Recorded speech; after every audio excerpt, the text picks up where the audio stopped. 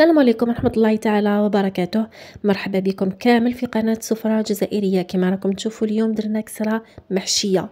هاد الكسرة جات بزاف بنينة، قد ما نوصفها ما نعطيلهاش حقها.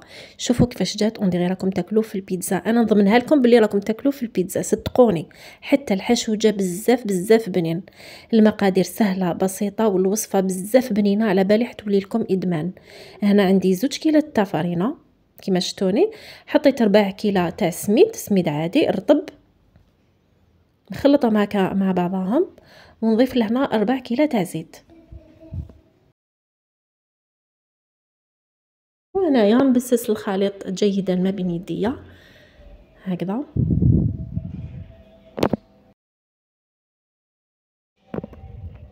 وبعد ما نبسسها جيدا راني رايحه ندير حفره في الوسط، نضيف فيها 4 ملعقه خميره تاع الحلوى، و4 ملعقه تاع السكر، و4 ملعقه تاع خميره الحلويات. ضفت لهنا حوالي 5 ملاعق تاع حليب فقط لهنا باش تولي لكم حمراء، كي تكونوا طيبوا فيها في الطاجين تحمر معاكم.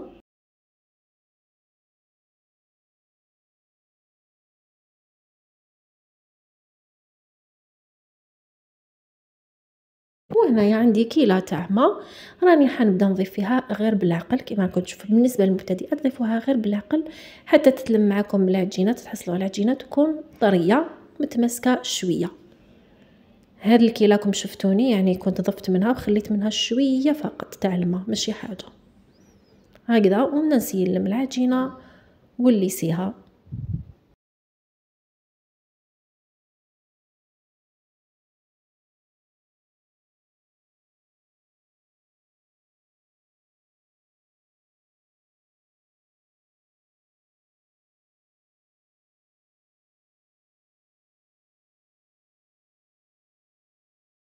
هنايا بعد ما لميت العجين ديالي كنت دلكته شويه، واحد 5 دقائق برك ماشي حاجه.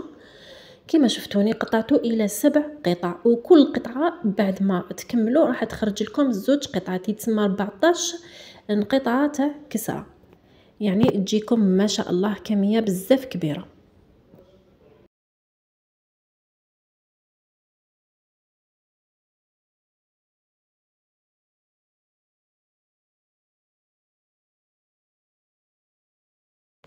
هكذا حبيباتي كما شفتوها، بعد ما كملت كاع شكلتهم على شكل دوائر، حكمت وحده لهنا راح نحط شويه تاع فرينه. راح الفرينه لهنا تساعدكم باش تحلوها. حلوا العجينه هنا شويه رقيقه، ما تخافوش لانه راهو فيها الخميره، راح تزيد تنفخ معكم في الطاجين. دوك نوري لكم السمك ديالها، هاوليك السمك، ماهيش رقيقه بزاف ولكن رقيقه شويه، هاي باينه يعني. هكذا بعد نقطعها الى النصفين.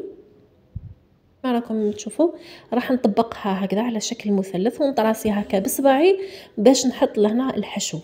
شوفوا هاد البلاصه راح نحط فيها الحشو. انا حكمت صلصه طماطم سهله، درت فيها حبه بصل، 2 حبات طماطيش يكونوا كبار، خليتهم يطيبوا، سنه تاع الثوم، شويه ملح، شويه فلفل كحل طبعا وفي الزيت، وخلوهم يطيبوا عادي جدا. ومن بعدك ميكسيتهم رحيتهم. هنا كان عندي بيض مغلي زدت درتو. هنا الحشو واللي تحبوا ديروه لكم الاختيار. هاوليك هنا بعد زدت درت فرماج رابي وحطيت لهنايا شرائح تاع الزيتون هكذا. ومن بعد نجيب هاد الجهه نطويها، وقبل ما نطوي الجهه الثانيه هنا راني حطيت الفرماج. هنا عندكم الاختيار ثاني، تقدروا تحطوا الفرماج من الداخل.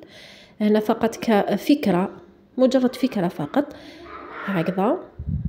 جبن تاع طالع اللي عندكم، ولا جبن تاع بورسيون، ولا اللي جات هكذا. ونزيد نرجع الجهه الثانيه ونعدل كامل الجوانب ونغلقها مليح.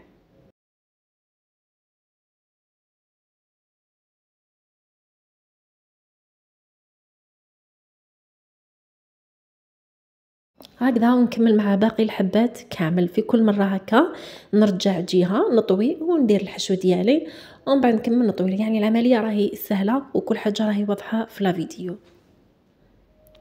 نقول لكم ما تنساونيش بالاشتراك في القناة وتفعلوا زر الجرس باش يلحقكم كامل جديد، وبارطاجيو الوصفة مع اصدقائكم. وصفة بزاف بنينة، خاصة هكذا يعني في الخرجات، يعني تحواس ولا البحر يوالموا بزاف، يعني ندوهم معانا يجوا ما شاء الله. مام هكذا يعني تجي خفيفة في الصيف، واحد يدير هكا في العشاء ولا في الفطور تجي ما شاء الله.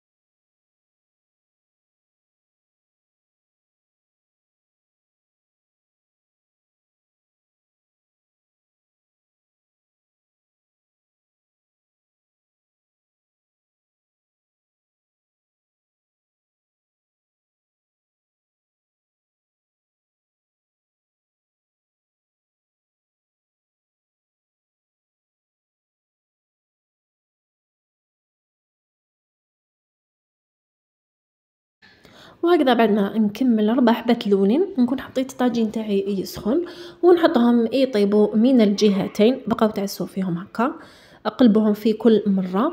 وبالنسبه لهذوك كيما نقولوا حنا الاطراف ولا الجوانب، راكم حين توقفوا الكسره تاعكم باش تجي شابه، توقفوا هكا وتخلوها تحمر لكم.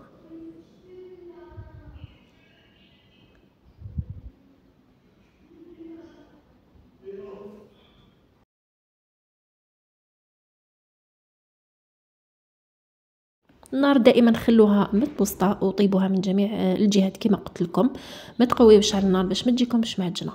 وصلنا الى نهايه الفيديو، نتمنى ان شاء الله كامل يكون عجبكم وتجربوا هذه الوصفه لانها حقا تستحق التجربه.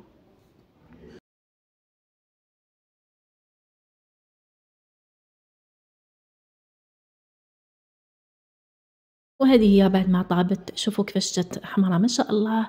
والوصفة هذه نقول لكم بزاف تستحق التجربة، والكمية راهي تخرج لكم ما شاء الله بالنسبة للعائلة تكون كبيرة. غير بزوج كيلات فارينة وربع كيلو تاع سميد شوفوا واش تخرجوا. هذه راهي نصف الكمية فقط، مازالوا كاينين. نقول لكم ديروا هذه الوصفة راهي تستحق التجربة. كتبوا لي في التعليقات وقولوا لي وشنو هو رايكم. ما بقى لي غير نقول لكم تهلاو في رواحتكم، الى الفيديو القادم ان شاء الله.